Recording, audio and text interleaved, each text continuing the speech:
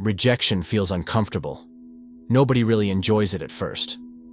But the strange thing is, if you go through enough of them, you realize they don't do any real damage. They pass quickly. In fact, rejections can be a form of therapy. They are the medicine you don't want to swallow, but that ends up making you stronger. James Allen, who wrote As a Man Thinketh in 1903, said, "Circumstances do not make the man, they reveal him to himself."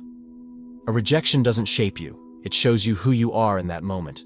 And once you've seen it enough times, you understand that rejection doesn't stick. It just passes through. Think about your everyday life. You walk up to a store that's closing early. The clerk is locking the door. You could just turn around. But what if you ask, "Hey, can I just grab one quick thing before you close?" They might say no. Most likely they will. But the practice is in asking. Or let's say you order a drink at a cafe and it doesn't taste right. Instead of just drinking it, you ask, "Could you remake this?" It's a small thing, but it's practice. Or you're at a restaurant and there's a better table by the window. You ask if you can move. Maybe they say no. But again, that's practice. William James, the American philosopher, wrote in the 1890s, "Do every day or two something for no other reason than its difficulty." That's what these little asks are. They are small difficulties. They train your nerves. Most people avoid rejection because it stings the ego. But the truth is, after a while you notice it doesn't really sting anymore.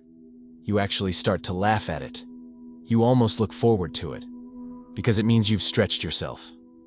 And the beauty of this practice is that you don't have to wait for big life moments. You can do it in ordinary, boring situations. That's how you normalize it. That's how you train yourself to take up space. Many of us grew up being told to stay small. Don't be too loud, don't ask for too much, don't stand out. But life has no problem with people who take up space.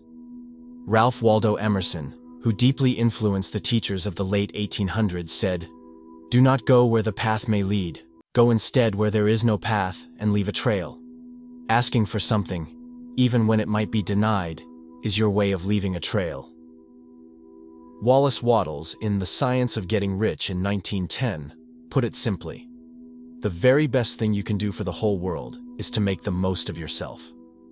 Taking up space isn't selfish, it's a service.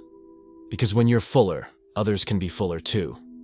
I remember being in a group chat years back where guys would post about their experiences approaching women. What I noticed was this. The posts about rejections were more valuable than the posts about successes. When someone shared a rejection story, it had honesty. It reminded everyone of the real process, because most of this path is rejection. Napoleon Hill, who interviewed the greatest business figures of his day, said in 1928, "Every adversity, every failure, every heartache carries with it the seed of an equal or greater benefit." Rejection is one of those seeds, but you only get it if you keep planting. In that chat, some guys would go months just logging rejections. No big wins, no stories to brag about. But when they stayed consistent, the results started to appear almost without effort. It wasn't about fancy tactics or memorized lines. It was about slowly removing fear until approaching became as normal as breathing. James Allen had another line that fits perfectly here. "You cannot travel within and stand still without." When you collect rejections, you are traveling within. The outside results come later, but they are a reflection of that inner journey. So what actually happens when you make peace with rejection? A few simple but powerful things. You stop living for strangers' approval. You stop carrying hesitation into small interactions. You feel lighter because you're not protecting yourself from shadows. And strangely enough, when you do hear a yes, it feels calm. Not like a prize you hunted, but like something natural that arrived on its own. Here's something practical.